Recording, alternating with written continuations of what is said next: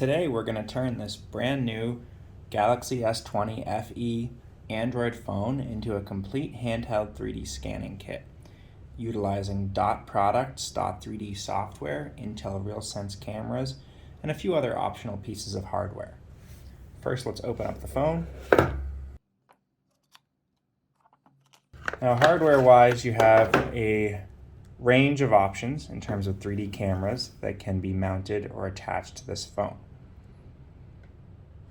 Today, we're going to be using the Intel RealSense L515 with magnetic mounting from Dot Product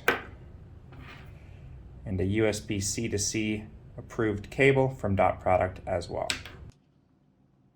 This can be mounted directly to the back of your phone using the adhesive plates included from Dot Product, or in this case we're going to be utilizing the iOgrapher kit to make a more complete handheld 3D scanning solution. This kit is available directly from Dot Product or from iOgrapher, the manufacturer, and you have options on the back in terms of adding your metal plates to mount the cameras of your choice. If it's a DPI camera, you can utilize this mounting mechanism for the DPI-X. For RealSense, all you need is the metal plates. The phone itself will slide right into place.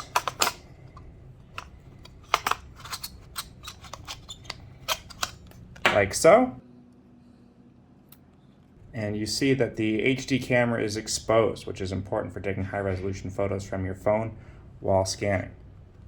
Now you just simply need to mount your RealSense camera in a convenient location, and then attach your USB C to C cable from the phone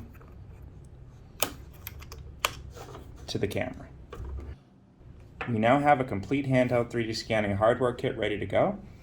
The final step is to download Dot3D software from dotproduct3d.com/Dot3D download and sign up for a license of Dot3D Pro, Dot3D X, or Dot3D Lite.